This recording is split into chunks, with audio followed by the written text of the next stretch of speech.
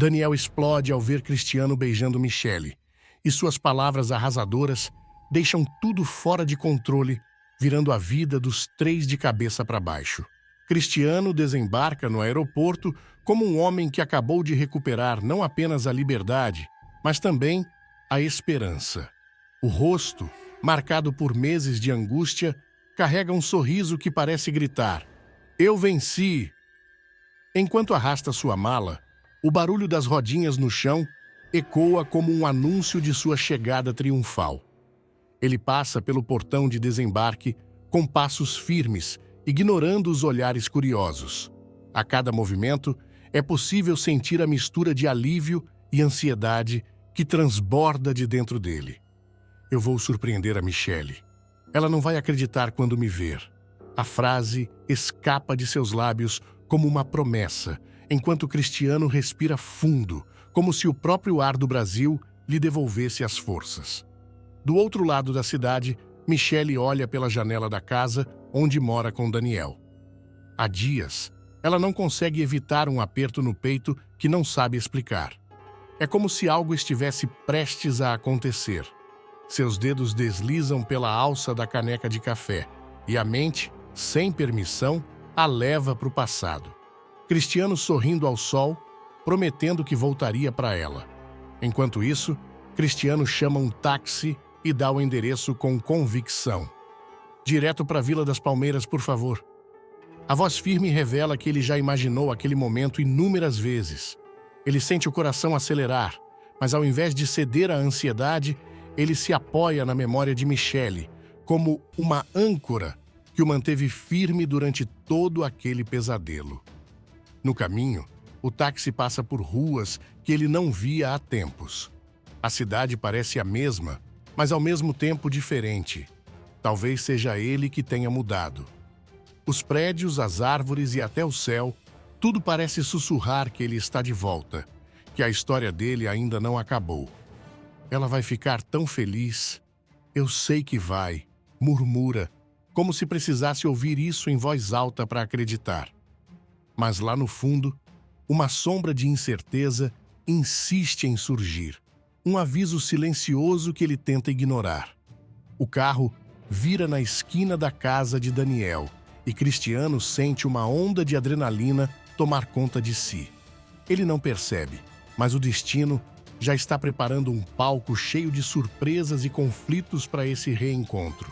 O momento de vê-la novamente está mais próximo do que ele imagina, mas o que o espera do outro lado da porta está longe do que ele planejou. Cristiano para em frente ao emprego de Michelle, o coração martelando no peito como se quisesse anunciar sua presença antes mesmo que ele tocasse a campainha. Ele respira fundo, ajeita o colarinho da camisa e tenta controlar o sorriso ansioso que teima em surgir. "É agora", diz para si mesmo, baixinho, enquanto seus dedos tocam a campainha. Lá dentro, Michelle, ainda distraída, ouve o som e sente o corpo inteiro gelar. Não é apenas a surpresa de uma visita inesperada. É algo mais profundo. Um pressentimento que se instala feito um nó em sua garganta. Ao abrir a porta, o tempo parece desacelerar. Cristiano está ali, na sua frente, como um fantasma do passado que voltou à vida. Os olhos dela piscam várias vezes, como se tentassem confirmar que o que está vendo é real. Ele, por outro lado, não esconde a emoção. "Michelle, eu voltei." Ela engole seco, sem saber o que dizer. Suas palavras parecem presas, enquanto Cristiano avança um passo, os olhos brilhando de alegria. "Eu disse que ia provar minha inocência, e aqui estou. Você tá me ouvindo? Eu tô livre, Michelle. Livre!" O sorriso dele é contagiante, mas não chega a tocar o coração de Michelle. Ela sente o chão desaparecer sob os pés. "Cristiano, você tá aqui mesmo?" A pergunta sai mais como um sussurro do que uma frase, carregada de incredulidade. "Claro que tô. Eu não podia esperar mais um segundo para te ver. Tanta coisa aconteceu." Cristiano fala rápido, como quem precisa tirar meses de angústia do peito. Ele estende a mão para tocar no rosto dela, mas Michelle recua instintivamente. O gesto faz o sorriso dele vacilar por um segundo. Cristiano, no entanto, não percebe o desconforto de Michelle. Sua mente está cheia de planos, de memórias, de tudo o que ele imaginou enquanto estava longe. Ele segura as mãos dela, ignorando a tensão em seus olhos. Você não faz ideia de como eu sonhei com esse momento. Eu só pensava em você, Michelle. Só em você. Ela tenta sorrir, mas o gesto é forçado. Quase um pedido mudo para que ele pare. Antes que ela possa responder, Cristiano a puxa para um abraço apertado. Michelle sente o coração bater descompassado, mas não de alegria. É como se estivesse presa em um momento que não pode controlar. Sem avisar, ele a beija. Um beijo intenso, cheio de saudades e de tudo o que ele reprimiu durante meses. Mas para Michelle, aquilo não tem o sabor esperado.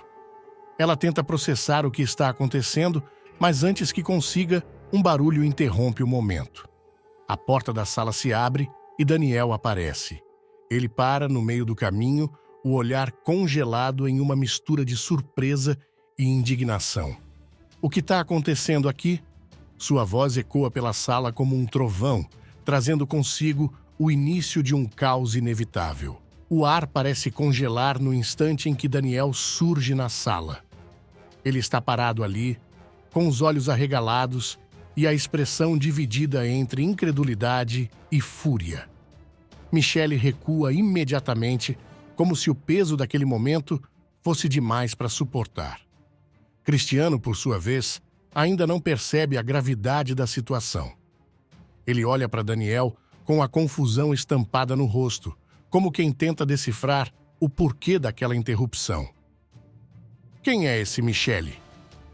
Cristiano finalmente quebra o silêncio, apontando para o homem que o encara como se estivesse diante de um inimigo. Daniel, no entanto, não espera explicações. Ele avança um passo, os punhos cerrados, e a tensão no ar cresce como uma corda prestes a se partir. Eu que pergunto, quem é você? Daniel dispara, a voz carregada de ciúmes e raiva. Michelle tenta intervir, mas sua voz sai embargada. Daniel, calma, eu posso explicar. Mas Daniel não quer explicações. Ele encara Cristiano de cima a baixo, como se já tivesse entendido tudo o que precisava. Cristiano finalmente começa a entender a situação. O olhar de triunfo que ele carregava desde que pisou naquela sala desaparece, substituído por um misto de choque e indignação. Espera aí, vocês dois estão juntos? Ele olha para Michelle, buscando alguma resposta que amenize a confusão em sua mente. Michelle passa as mãos pelo rosto, o coração disparado. Cristiano, eu não queria que fosse assim. Sua voz é quase um sussurro, mas carrega o peso de tudo o que ela não conseguiu dizer antes. Daniel, no entanto, não está disposto a ouvir mais nada. Ele aponta para Cristiano, como se quisesse deixar bem claro quem está no comando ali. Cristiano dá um passo à frente, ignorando o tom ameaçador de Daniel. Eu sou o cara que ama essa mulher. Você acha mesmo que pode aparecer na minha frente e mandar embora? Sua voz ganha força, como se toda a dor e o desejo de reconquistar Michelle explodissem de uma só vez. A tensão entre os dois cresce, e Michelle sente como se estivesse presa entre duas forças opostas. O olhar de Cristiano é uma mistura de mágoa e determinação, enquanto Daniel parece prestes a explodir a qualquer momento. O som do relógio na parede ecoa pela sala, marcando o tempo como um lembrete cruel de que aquilo não vai terminar bem. Michelle tenta dizer algo, mas sua voz é abafada pelo turbilhão de emoções ao seu redor. E no meio do silêncio pesado, uma decisão precisa ser tomada. Mas quem será o primeiro a agir? Michelle dá um passo para trás, como se quisesse se esconder do peso esmagador daqueles olhares que agora disputam por ela. Os olhos de Cristiano, carregados de uma mistura de mágoa e expectativa, encontram os de Daniel, que arde de indignação, como uma chama que ameaça incendiar tudo ao redor. Ela sente o chão escapar, como se estivesse à beira de um precipício. Michelle, fala alguma coisa. Cristiano rompe o silêncio, a voz carregada de frustração. Ele não consegue esconder o tom desesperado, como se a única coisa que o mantivesse ali fosse a resposta dela. Mas Michelle não responde. Ela olha para Daniel, que cruza os braços e ri de maneira amarga. Sério, Michelle?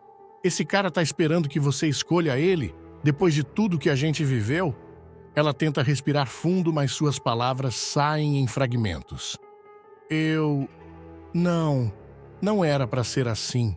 Sua voz é frágil, quase um sussurro perdido entre as ondas de tensão que tomam conta da sala. Cristiano avança um passo, agora encarando Michelle diretamente. Você tá com ele por quê? Porque achou que eu nunca mais ia voltar? Michelle, eu fiz tudo isso por você. Eu passei por tudo aquilo acreditando que quando eu voltasse, você estaria aqui. As palavras dele caem sobre ela como pedras, pesadas e implacáveis.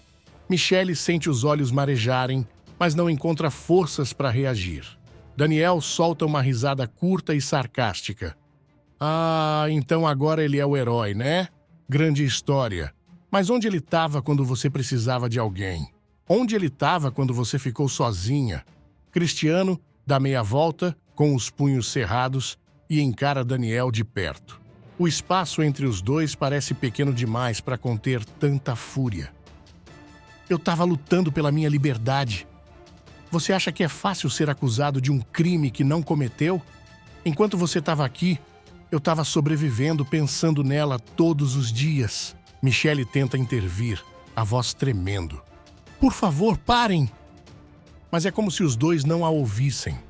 A sala se torna uma arena invisível, onde cada palavra é uma lança arremessada sem piedade. Daniel não recua. Ele aponta para Cristiano, a expressão carregada de desprezo. Você perdeu cara. Essa história já acabou e você não faz parte dela. Cristiano, no entanto, não se dá por vencido. Ele olha para Michelle, os olhos implorando por alguma reação. Michelle olha para mim, diz que ele está certo, diz que eu não tenho mais chance. Ela aperta as mãos, os lábios trêmulos. Cada fibra do seu ser parece dividida, puxada em direções opostas. A tensão cresce no ambiente, sufocando qualquer possibilidade de resolução imediata. Do lado de fora, uma tempestade começa a se formar, como se o mundo lá fora refletisse o caos que está acontecendo dentro daquela sala. E Michelle, no centro de tudo, precisa decidir. Mas o que fazer quando o coração está preso entre o passado e o presente e nenhuma escolha parece capaz de trazer alívio? Luzia, a nova namorada de Edmilson, faz o malandro virar seu capacho de forma surpreendente. O segredo por trás dessa reviravolta vai deixar todos abismados e promete ensinar um segredo que vai transformar a vida de todas as mulheres. Edmilson ajeita a camisa amarrotada e dá aquele sorriso convencido enquanto apresenta Luzia à família. Essa é a Luzia, minha companheira agora, anuncia, com um tom que mistura orgulho e uma pontinha de superioridade. Mas o clima ao redor da mesa do puxadinho está longe de ser festivo. Du observa de canto de olho, já com aquela expressão de quem sabe que encrenca está no horizonte. Luzia, por sua vez, não economiza nas palavras. E aí, gente, cadê o cafezinho? Porque aqui não tem ninguém com cara de milionário, mas também não sou de passar vontade, não. A frase vem carregada de um tom meio debochado, que faz até a Lorena largar o garfo, constrangida. A convivência começa a mostrar seus traços logo nos primeiros dias. Luzia, com um olhar avaliador, vai tomando conta do espaço. Não demora para ela pedir que Edmilson tire a mesa ou arrume o sofá. E vê se me traz um copo d'água também, já que está em pé, ordena, sem sequer erguer os olhos do celular. Ele, com um suspiro, vai sem reclamar, como se aquele papel fosse a coisa mais natural do mundo. Quando o almoço é servido, Luzia mal espera a primeira garfada para soltar. Mas que gororoba é essa, Edmilson? Tá querendo me matar, é? Ele engole em seco, tentando se justificar. O problema é o fogão, é velho, sabe? Foi o Wagner que me deu. Luzia não deixa barato. Se até o fogão é esmola, imagina o dono dele. Francamente, homem. Edmilson abaixa a cabeça, murmurando que vai resolver tudo. Mas o brilho de sua autoconfiança habitual já está se apagando. Luzia percebe e se aproveita. Resolve mesmo. E, enquanto isso, vê se pensa numa maneira de me dar o que eu mereço. Porque isso aqui tá longe de ser o que eu esperava. E é nesse clima de humilhação e controle que Edmilson vai percebendo que o jogo virou.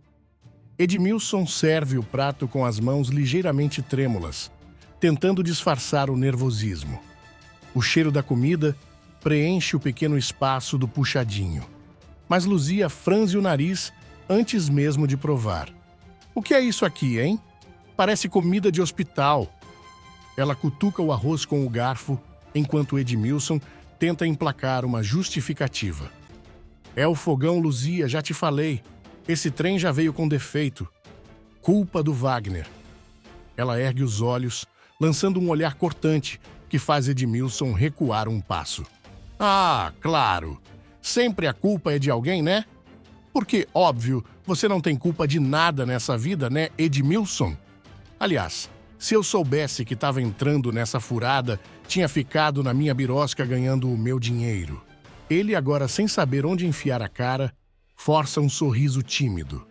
Eu vou melhorar isso, prometo, Luzia. Mas ela não parece nem um pouco impressionada. Promessa não enche barriga, querido. Quando você resolver fazer algo direito, me avisa. E enquanto isso, faz um café para ver se pelo menos nisso você acerta. Edmilson se apressa até o fogão, enquanto Luzia se recosta na cadeira cruzando os braços. Ele tenta manter a calma, mas a cada movimento parece mais atrapalhado. A água ferve, o pó de café se espalha pela bancada e ele ainda derrama um pouco do líquido ao servir a xícara. Tá brincando com a minha cara, né?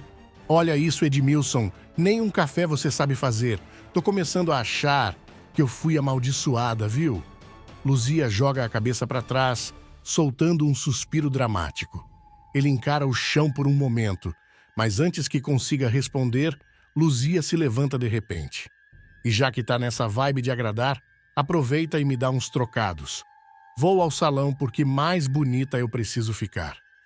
Edmilson vasculha os bolsos, tirando algumas notas amassadas e moedas. Tá aqui, Luzia. É o que eu tenho. Mas antes que termine a frase, ela arranca o dinheiro da mão dele, revirando os olhos. Tudo isso? Não acredito que ia ficar com a metade, hein? Ai, Edmilson, você é um caso perdido. Enquanto Luzia se retira com o dinheiro na mão e um rebolado de quem sabe que tem o controle, Edmilson suspira fundo, encarando o fogão como se esperasse que ele lhe desse alguma resposta. O som dos passos dela desaparece pelo corredor, mas o gosto amargo da humilhação fica. E ele ainda não sabe que isso é só o começo. Edmilson está sentado no velho sofá do puxadinho, contando as poucas moedas que sobraram do último ataque de Luzia. Ele suspira, passando a mão na nuca, enquanto ouve o barulho das sandálias dela ecoando pelo chão. Luzia aparece na porta com um vestido novo e o cabelo impecavelmente arrumado. E aí, o que achou? Gastei uma nota no salão, mas pelo menos agora tenho cara de gente. Diferente de certas pessoas, ele tenta sorrir, mesmo com o comentário ácido.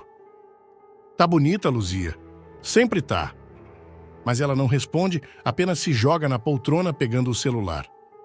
Preciso de mais dinheiro, Edmilson. Tenho que pagar a conta da manicure que ficou pendurada. Edmilson pisca confuso. Mais dinheiro? Mas eu já te dei tudo o que tinha. Luzia ergue os olhos do celular, impaciente. E o que eu tenho a ver com isso? Se vira. Vai pedir para alguém, vender alguma coisa, dar um jeito, sei lá. Eu não tô aqui para sustentar homem, não. Ele abre a boca para responder, mas logo desiste. Levanta do sofá, pega a carteira vazia e a encara, como se estivesse esperando que algo mágico aparecesse ali. A vida que ele imaginou com Luzia está virando um pesadelo, mas ele engole o orgulho e murmura: "Vou resolver isso, Luzia. Pode deixar." Sem dar muita atenção, ela balança a cabeça, mas logo volta a falar, como se estivesse ditando as ordens do dia. "Ah, e aproveita para dar uma olhada nesse fogão de novo. Não quero mais comer comida com gosto de queimado, ouviu? Pelo amor de Deus, Edmilson, faz alguma coisa que preste hoje." Ele sai de casa, o olhar perdido. Enquanto caminha pelas ruas do bairro, sente o peso da humilhação em cada passo. O vento frio da noite sopra, mas mesmo assim, a testa de Edmilson está coberta de suor. Ele tenta pensar em uma solução, qualquer coisa que possa amenizar a situação. Ao longe, a luz da birosca de Luzia ainda está acesa. Ela pode estar com ele, mas nunca deixou de ser dona do próprio espaço, e naquele momento parece que é Edmilson quem perdeu todo o seu território. Ele aperta o passo, mas no fundo sabe. Está correndo atrás de algo que pode já estar fora de alcance. Edmilson volta para o puxadinho, carregando uma sacola com algumas frutas e um pão velho, o máximo que conseguiu com o troco emprestado de Wagner. Assim que ele cruza a porta, Luzia está deitada no sofá, pintando as unhas dos pés. Ela nem ergue os olhos. "Demorou, hein?" Achei que tinha fugido. Ele força um sorriso e coloca a sacola na mesa. "Eu trouxe umas coisas para a gente comer." Mas antes mesmo de terminar a frase, Luzia já pega uma maçã, examina e torce o nariz. "Só isso? Pelo visto é tudo o que você sabe fazer, né? Trazer o resto que ninguém quer." Edmilson solta o ar pelos lábios, visivelmente desgastado. "Eu tô tentando, Luzia. Você sabe que não tá fácil para ninguém." Ela ri, mas não é um riso leve, é carregado de desdém. "Não tá fácil para ninguém? Ah, me poupe, Edmilson. Difícil é aguentar você, viu? Nunca vi homem para ser tão inútil." Ele aperta os punhos ao ouvir, mas não responde. Apenas pega o pão e começa a preparar alguma coisa na bancada improvisada. Enquanto corta os ingredientes, os xingamentos de Luzia continuam, enchendo o ambiente como um eco cruel. "Olha, para falar a verdade, nem sei por que ainda tô aqui. Devia ter ficado na birosca mesmo, que lá pelo menos ninguém me faz passar essa vergonha." Edmilson para por um instante, a faca na mão, tremendo levemente. Ele vira o rosto, mas não olha diretamente para ela. "Você sabe que eu tô fazendo o que posso, Luzia. Só queria um pouco de paciência." Ela dá uma gargalhada que parece fazer as paredes tremerem. "Paciência? Querido, paciência eu já deixei lá no salão. Vai ver se acha por lá." Então, de repente, ela levanta do sofá, alisando o vestido. "Aliás, vou sair um pouco. Preciso de um ar e aqui tá insuportável." Antes que ele consiga responder, Luzia já está na porta, colocando os saltos e ajeitando os cabelos. "Ah, e nem precisa me esperar acordado. Eu volto quando tiver vontade." A porta bate e o som ecoa pela pequena casa. Edmilson fica parado no meio da cozinha, com a faca ainda na mão, encarando o vazio. Lá fora, os passos de Luzia vão diminuindo até desaparecerem. Mas na mente dele, as palavras dela continuam, como um disco riscado.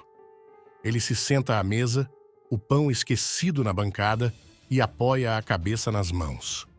O silêncio do puxadinho agora é quase ensurdecedor. Mas mesmo assim, Edmilson sente que está sendo esmagado por ele. E sem que ele perceba, a noite avança, trazendo consigo algo que ele ainda não consegue enxergar: traição, vingança e uma decisão impiedosa. Berta descobre as mentiras de Shirley e Lady e transforma a mansão em um palco de sua fúria. A empresária, devastada pela revelação de anos de engano, coloca os dois na rua sem hesitar, deixando claro que não há espaço para perdão. Mas quando Shirley tenta uma última cartada para reconquistá-la, um visitante inesperado ameaça virar o jogo mais uma vez. Berta encara o espelho do quarto principal, mas o reflexo que vê não é o seu. É como se uma outra mulher, uma versão dela mesma que nunca quis enxergar, estivesse ali a observando. Seus olhos, antes firmes, agora brilham com a umidade de lágrimas que teimam a cair. Como é que eu fui tão burra? Ela murmura, enquanto as mãos trêmulas agarram a moldura dourada do espelho com força. Lá fora, o silêncio da mansão é quebrado por passos apressados. É Fátima carregando o peso de uma bomba prestes a explodir. Ela adentra o escritório, onde Shirley tenta aparentar calma, sentado em sua poltrona de couro. Chegou a hora, Shirley. Ou você conta, ou eu conto. Sua voz é um fio de aço tensa e cortante. Shirley esfrega o rosto, como se pudesse apagar o desespero que começa a escorrer pela pele. Na sala de estar, a família se reúne. Berta, altiva como sempre, observa com uma sobrancelha arqueada, sem entender o que está prestes a ser revelado. Eu preciso falar uma coisa. Começa Shirley, a voz oscilando como uma corda prestes a arrebentar. Ele evita o olhar da esposa enquanto engole em seco. Eu fui casado com a Lady. O ar na sala parece evaporar. O mundo de Berta, já balançado, desmorona de vez.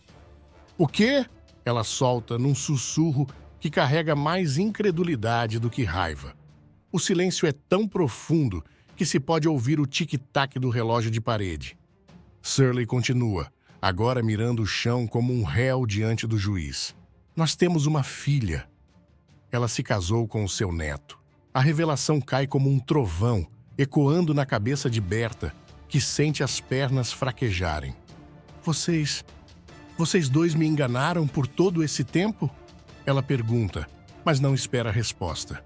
Os olhos dela se fixam em Lady, que tenta manter a compostura. E você, na minha casa, fingindo ser só minha empregada? A voz de Berta treme, mas não quebra. Vocês achavam o quê? Que eu nunca ia descobrir? Lady dá um passo à frente, as mãos cruzadas diante do corpo. Eu não queria que fosse assim. Berta a interrompe com um gesto firme. Cale-se, só... Cale-se. Os olhos de Berta percorrem cada rosto na sala, como se tentasse encontrar alguma verdade escondida. E nesse momento, algo dentro dela muda. Ela ergue o queixo, deixando a raiva se instalar no lugar da dor. Sem dizer mais nada, ela se vira e caminha em direção à cozinha, onde a próxima batalha está prestes a começar. Na cozinha, o som do relógio na parede marca o ritmo de um silêncio desconfortável. Shirley está lá, parado ao lado da bancada, como um aluno prestes a receber uma dura lição. Ele esfrega as mãos, inquieto, enquanto seus olhos varrem o chão em busca de palavras que possam salvá-lo. Berta entra no ambiente como um furacão disfarçado de mulher elegante. Seus passos são firmes, mas o olhar é um vulcão prestes a entrar em erupção. Você tem coragem de ficar aqui? Ela dispara, cruzando os braços, enquanto o encara com uma expressão que mistura nojo e decepção. Shirley levanta os olhos, mas o peso da culpa faz sua voz sair quase como um sussurro. Berta, me escuta, por favor. Te escutar? Você quer que eu te escute agora? Ela retruca, sua voz cortando o ar como uma navalha. Depois de anos de mentiras, depois de me fazer de idiota dentro da minha própria casa? Shirley tenta se aproximar, mas Berta levanta a mão. Um gesto que carrega a força de um escudo invisível. Fica onde está, Shirley. Não me subestime mais do que já subestimou. Naquele momento, Lady surge à porta hesitante. Seus olhos passam de Shirley para Berta, buscando alguma rachadura na armadura da empresária. Eu só quero falar com você, arrisca Lady, a voz embargada. Berta vira lentamente, seus olhos faiscando como lâminas. Ah, claro! Você também quer falar agora, não é, Lady? Depois de anos sorrindo para mim enquanto se escondia nas sombras. Ela dá uma risada curta carregada de ironia. Vocês acham que podem me manipular? Que podem transformar essa casa em um circo? Lady engole em seco, mas tenta argumentar. Não foi assim, Berta. Nós nunca quisemos que isso chegasse a esse ponto. Chegasse a esse ponto? Berta explode, sua voz enchendo a cozinha. Esse ponto, Lady, foi você quem criou no momento em que decidiu entrar aqui como se fosse minha confidente, minha aliada. Shirley, finalmente recuperando a coragem, interrompe. Eu errei, Berta, eu sei que errei, mas eu te amava, eu ainda te amo. A declaração faz Berta rir de forma amarga, o som ecoando pelas paredes como uma afronta. Amava? Você destruiu tudo, Shirley. Tudo o que eu construí, tudo o que eu acreditei. Ela se aproxima da mesa e apoia as mãos sobre ela, os olhos fixos no homem, que agora parece uma sombra do que foi. E sabe o que é pior? Não é só a traição. É o fato de vocês terem acreditado que eu nunca descobriria, que eu sou burra. Lady, vendo que a situação escapa ao controle, dá um passo à frente. Por favor, Berta, só nos ouça. Ouvir? Berta solta, virando-se novamente. Vocês dois já falaram demais. Agora quem vai falar sou eu. Ela aponta para Shirley, sua voz carregada de determinação.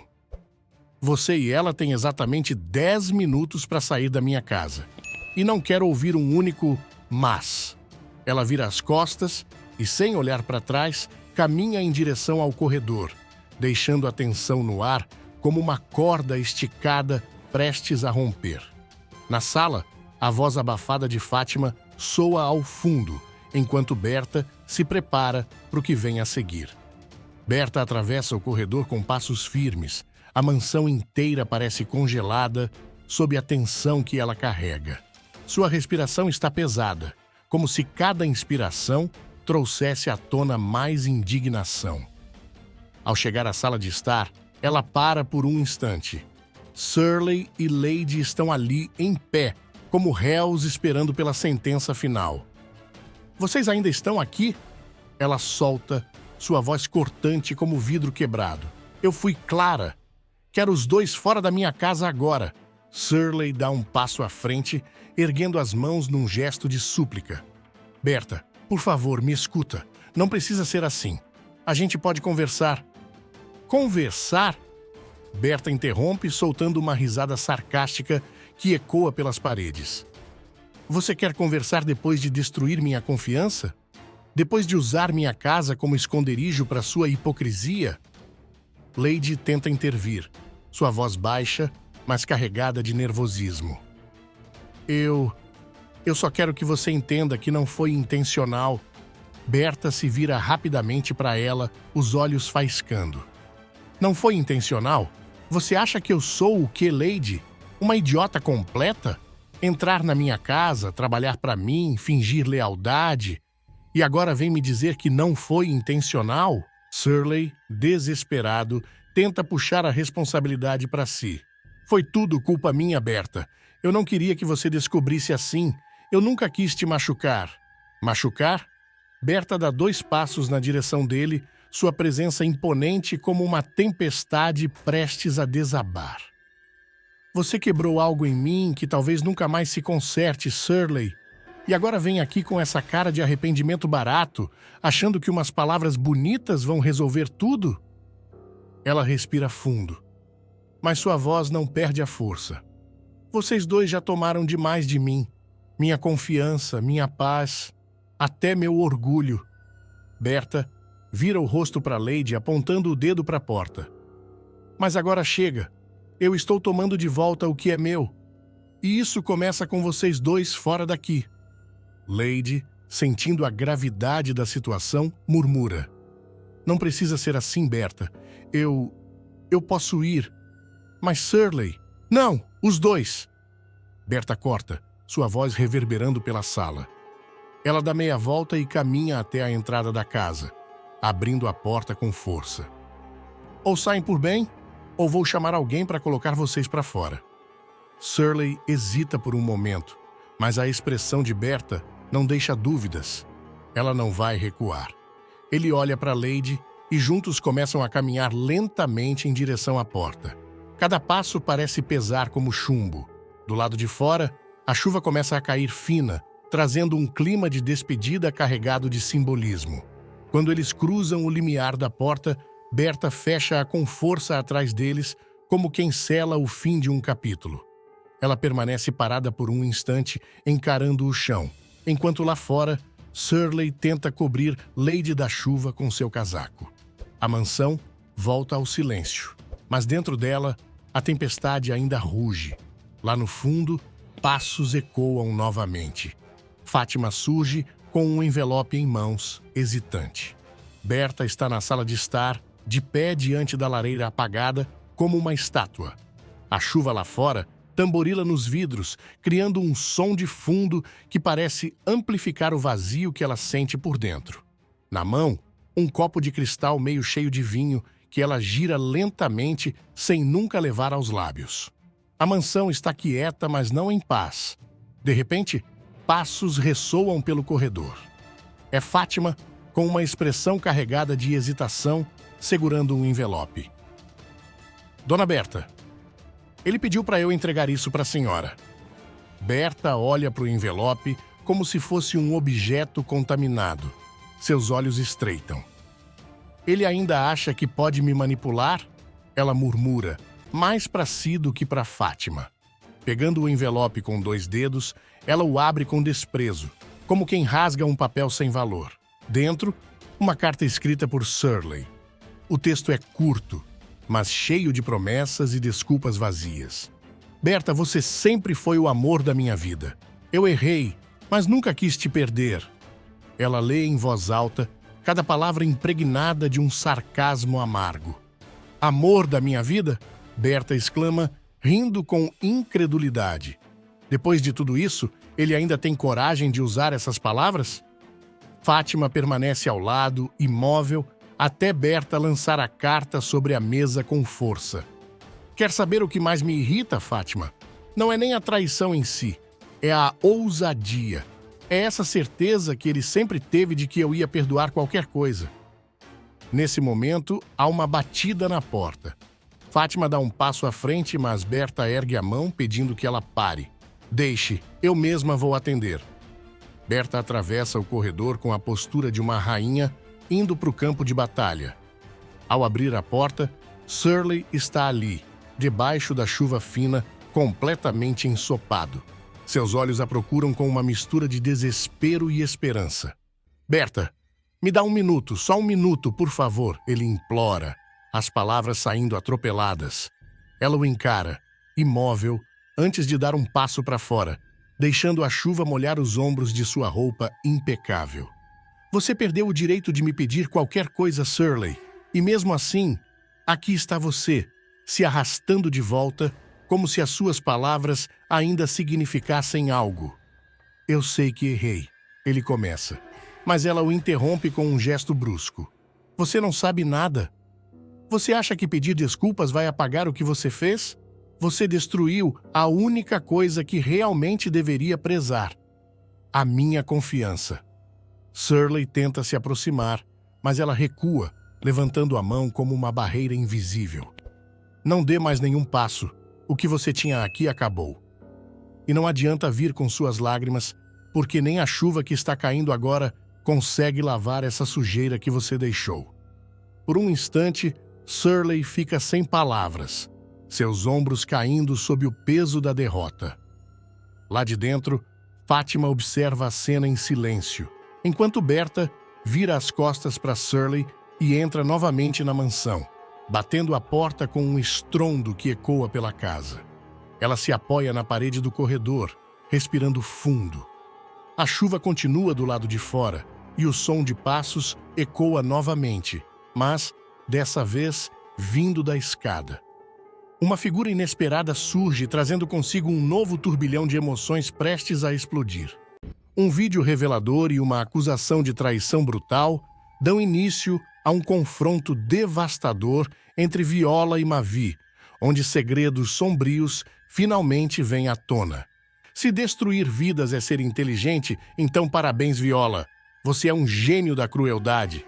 Enquanto manipulações e verdades cruéis se entrelaçam, o ódio explode, expondo um passado repleto de obsessão e vingança. Mas, com o clima cada vez mais tenso, fica claro: o pior ainda está por vir. Viola atravessa os corredores da mansão como um furacão, seus saltos ecoando no piso frio enquanto sua expressão transborda desprezo. Na sala principal, Mavi está de pé, imóvel, como se já esperasse a tempestade que está prestes a desabar sobre ele. Mércia, sentada no sofá com o tablet nas mãos, respira fundo antes de apertar o play. O vídeo começa a rodar e cada palavra gravada parece um tiro certeiro. "Eu quero ver o Mavi na cadeia!" A voz de Viola reverbera pela sala através do áudio. "Ele vai pagar pela queda do Rudá. É isso que eu quero!" Mavi, ao ouvir a confissão, leva a mão ao rosto, incrédulo. O silêncio pesa no ar, como um trovão prestes a explodir. Mércia, tensa, observa a reação do filho, enquanto Viola mantém o olhar fixo nele, desafiadora, como quem se prepara para uma guerra. "Você é podre, Viola!" Mavi finalmente dispara, sua voz cheia de mágoa e repulsa. "Eu confiei em você. Por quê? Por que fazer isso?" Viola ri, mas é um riso seco, cruel, quase animalesco. "Por quê? Porque eu te odeio, Mavi. Eu te desprezo. Tenho nojo de você." Ela dá um passo à frente, os olhos queimando com uma raiva incontida. Mércia tenta intervir, mas Mavi ergue a mão pedindo silêncio. Ele não tira os olhos de Viola. "Você é pior do que eu pensava", ele diz, cada palavra carregada de um peso insuportável. "Você não tem limites, não tem alma. Eu achava que você ainda podia ser salva, mas... você é um monstro." "Ah, sim. A ganância revela o caráter das pessoas, não é?" Viola rebate com um sorriso cínico, cruzando os braços. "E olha só quem fala de caráter. Você nunca foi um santo, Mavi." As palavras se chocam como relâmpagos em meio à tempestade. O confronto é tão intenso que parece que o ar da sala se transforma em eletricidade pura. Viola avança mais um passo, encarando Mavi de perto, o rosto carregado de ódio. "Você gosta de fingir que é vítima, mas, na verdade, você é um fracassado que sempre culpa os outros pelos seus erros." Mavi estremece com o golpe verbal, mas não recua. "Se eu sou um fracassado, é porque você passou anos envenenando tudo ao meu redor.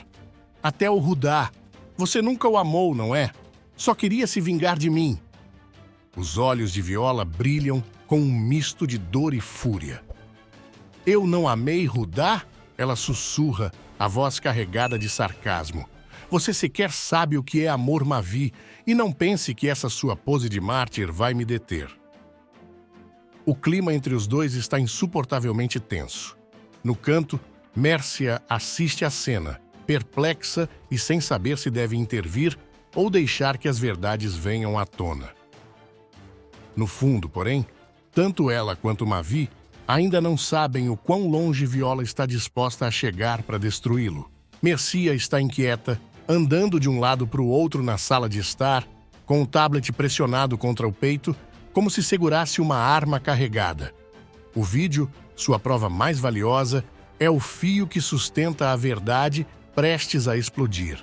Enquanto isso, Mavi observa em silêncio, com as mãos cerradas, tentando controlar a avalanche de sentimentos que cresce dentro dele. "Está tudo aqui, Mavi", Mércia finalmente diz, a voz baixa, quase trêmula, mas firme. Ela entrega o tablet ao filho, como se passasse um fardo pesado demais para carregar sozinha. Mavi aperta o play e, de repente, o ambiente é preenchido pela voz inconfundível de Viola. "Você acha que eu terminei, pai?" Ela diz no vídeo, com um tom que mistura arrogância e frieza. "Minha vingança só vai acabar quando Mavi estiver na cadeia. Ele vai pagar por tudo." O silêncio que se segue é cortante. Mavi não consegue desviar os olhos da tela, mesmo quando a dor de cada palavra atinge seu peito como facas afiadas. Ele ergue o olhar, encarando Mércia, mas antes que possa dizer qualquer coisa, a porta se abre com força. Viola entra como um furacão, trazendo consigo uma aura de tensão quase palpável. Então era isso, Mavi murmura, segurando o tablet com tanta força que seus dedos ficam brancos. Ele dá um passo à frente com o olhar fixo nela. Tudo isso, todo esse tempo, você mentiu. Você me usou. Viola arqueia uma sobrancelha, fingindo desdém. Ah, por favor, não se faça de vítima, Mavi. Sempre tão dramático, tão patético. Patético? Ele ri, mas é um riso vazio, quase sufocado. Você passou meses fingindo, planejando, manipulando. E agora? Agora eu vejo quem você realmente é. Alguém sem coração, sem limites. Eu fiz o que tinha que fazer, Viola rebate, com o queixo erguido e os olhos faiscando. Você mereceu cada segundo disso. E sabe por quê? Porque você destrói tudo o que toca. Você me destruiu, Viola! Mavi explode, a voz saindo com uma intensidade que surpreende até a si mesmo. Você destruiu tudo o que eu tinha, todas as pessoas que eu amava. E agora, o que mais você quer? Me ver rastejar? Viola dá um passo à frente, e o sarcasmo escorre por cada palavra que diz. Rastejar? Não. Eu quero te ver cair. Quero te ver preso. Quero que o mundo veja quem é o verdadeiro Mavi. Porque para mim, você nunca passou de um obstáculo no meu caminho. Mavi balança a cabeça, incrédulo. Isso não é vingança, Viola. Isso é doença. Você é uma pessoa doente. O confronto se intensifica, com as palavras se transformando em lâminas afiadas, cortando as camadas de segredos e rancores acumulados. Mas, por trás de toda a raiva, há algo mais profundo, algo que ambos estão relutantes em admitir. A tensão cresce, deixando no ar a sensação de que essa batalha está longe de terminar e que o pior ainda está por vir. Viola está no centro da sala, seu olhar cortante desafiando Mavi, que se aproxima como quem carrega um vulcão prestes a entrar em erupção. A respiração de ambos é pesada, quase sincronizada, enquanto os ecos do confronto anterior ainda vibram nas paredes. Mas agora, as palavras de Mavi vêm afiadas, como flechas certeiras. Você nunca amou ninguém além de si mesma, não é, Viola? Mavi dispara, a voz carregada de ressentimento. Você destrói tudo e todos que cruzam o seu caminho. Rudá, você só o usou. Luma, você a esmagou. E Molina, quem sabe o que você fez com ele para chegar até aqui? Viola arqueia as sobrancelhas, deixando escapar um riso ácido. Molina? Ela pergunta, como se a acusação fosse absurda, mas sua expressão trai a faísca de provocação que sempre a acompanha. É isso que você acha de mim, Mavi? Que eu preciso de algum homem para conseguir o que quero? Ah, não precisa? Ele rebate, avançando um passo, os olhos fixos nos dela, como se buscassem respostas que nunca chegam. Você gosta de ter todos os homens nas suas mãos, Viola. Essa é a sua maior satisfação, não é? Manipular, controlar, brincar com as pessoas como se fossem peças de um jogo que só você conhece. Viola estreita os olhos, e a intensidade do embate cresce. E quem é você para falar de manipulação, Mavi? Não se faça de santo. Acha que eu esqueci o que você fez com o Rudá? Comigo? Você nos usou também, só que de maneiras diferentes. A diferença é que eu fui mais inteligente. Inteligente? Mavi quase grita, rindo de forma amarga. Se destruir vidas é ser inteligente, então parabéns, Viola. Você é um gênio da crueldade. Ela cruza os braços, inclinando levemente a cabeça como quem saboreia o momento. E sabe o que é mais irônico nisso tudo? Que mesmo agora, depois de tudo o que eu fiz, você ainda não consegue me tirar da cabeça. O silêncio que se segue é quase insuportável. Mavi abre a boca para responder, mas hesita. Viola avança, sua voz agora baixa, mas tão afiada quanto antes. Admita, Mavi, você não me odeia tanto assim. O que você sente por mim é uma obsessão, uma doença.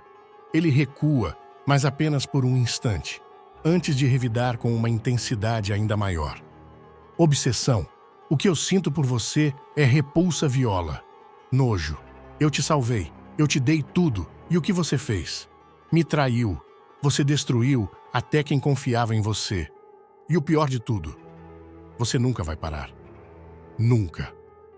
As palavras ecoam na sala, carregadas de mágoa e verdades que ambos evitam enfrentar. Viola, no entanto, mantém sua postura altiva, enquanto Mavi parece estar à beira de um colapso, perdido entre o ódio e os resquícios de um amor que já não sabe se foi real. Mas, no fundo, os dois sabem que esse confronto está longe de terminar e que a próxima troca de farpas será ainda mais destrutiva. Viola está encurralada. A tensão na sala parece pulsar, quase como se as paredes estivessem vivas, absorvendo e amplificando cada palavra venenosa trocada entre ela e Mavi. Ele avança, os olhos queimando de raiva, enquanto a chefe de cozinha mantém a postura rígida, mas não consegue esconder o nervosismo que começa a transparecer em seu semblante. Você nunca amou o Rudá, Mavi diz, com a voz carregada de desprezo. E ainda teve a coragem de destruir a Luma. Você acabou com ela, Viola. Você a usou como um peão, como faz com todo mundo. Viola tenta interrompê-lo, mas Mavi levanta a voz, abafando qualquer tentativa de defesa. Não, você vai me ouvir. Eu te salvei quando aquele traficante te sequestrou. Eu te trouxe para minha casa, te dei uma vida decente, digna. E sabe o que você fez? Me traiu com o primeiro caiçara que apareceu. Os olhos de Viola se estreitam e ela dá um passo à frente, determinada a não recuar. Cuidado com o que você diz, Mavi, porque no fundo você sabe muito bem que o que aconteceu entre nós nunca foi simples. Você se fez de herói, mas sempre esperou algo em troca. Não foi generosidade, foi controle. Você queria me ter nas suas mãos como se eu fosse um troféu. Controle? Eu queria te proteger, Viola. Ele explode com a voz cheia de mágoa e fúria. Mas você sempre foi incapaz de enxergar isso. E agora vem aqui me acusar de obsessão, quando você é quem vive tentando destruir tudo que eu tenho. Viola ri, mas é um riso cheio de sarcasmo e amargura. Proteger?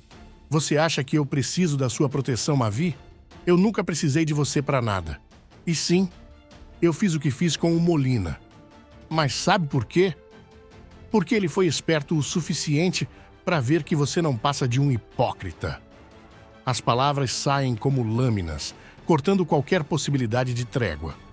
Mavi encara Viola, o peito subindo e descendo, enquanto a raiva e o desgosto se misturam em seu olhar. Você é uma vagabunda, Viola, ele finalmente diz, a voz baixa, mas carregada de um peso devastador. Você gosta de ter todos os homens nas suas mãos, não é? É isso que te alimenta, é isso que te faz sentir viva. Viola dá um passo atrás, como se tivesse sido atingida, mas rapidamente recupera sua postura. E você, Mavi? Ela retruca com um sorriso cínico. O que te alimenta? O fracasso dos outros. Porque até agora é a única coisa que você conseguiu sustentar. O silêncio que se segue é avassalador. Os dois se encaram, cada um tentando medir a dor que acabaram de infligir no outro. Mas a batalha está longe de terminar. E ambos sabem que esse embate só está revelando os primeiros estilhaços de uma guerra que ainda promete se intensificar.